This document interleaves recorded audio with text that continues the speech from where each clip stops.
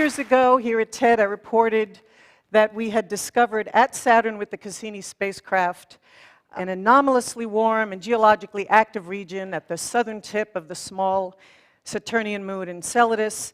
Seen here, this region seen here for the first time in a Cassini image taken in 2005.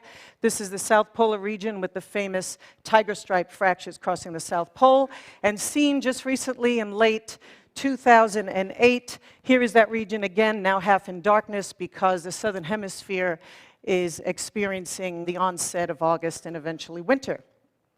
And I also reported that we'd made this mind-blowing discovery, this once-in-a-lifetime discovery of towering jets erupting from those fractures at the South Pole, consisting of tiny water ice crystals accompanied by water vapor and simple organic compounds like carbon dioxide and methane. And at that time, 2 years ago, I mentioned that we were speculating that these jets might in fact be geysers and erupting from pockets or chambers of liquid water underneath the surface, but we weren't really sure.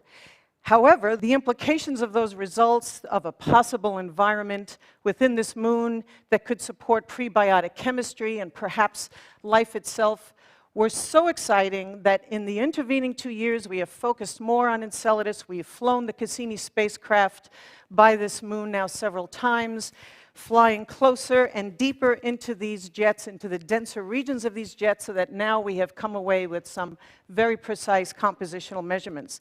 And we have found that the organic compounds coming from this moon are in fact more complex than we previously reported.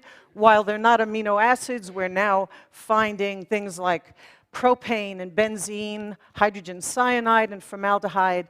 And the tiny water crystals here now look for all the world like they are frozen droplets of salty water, which is a discovery that suggests that not only do the jets come from pockets of liquid water, but that that liquid water is in contact with rock. And that is a circumstance that could supply the chemical energy and the chemical compounds needed to sustain life. So we are very encouraged by these results, and we're much more confident now than we were 2 years ago that we might indeed have on this moon, under the South Pole, an environment or a zone that is hospitable to living organisms.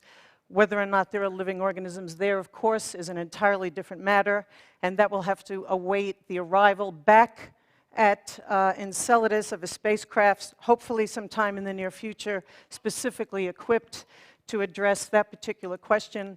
But in the meantime, I invite you to imagine the day when we might journey to the Saturnian system and visit the Enceladus Interplanetary Geyser Park just because we can.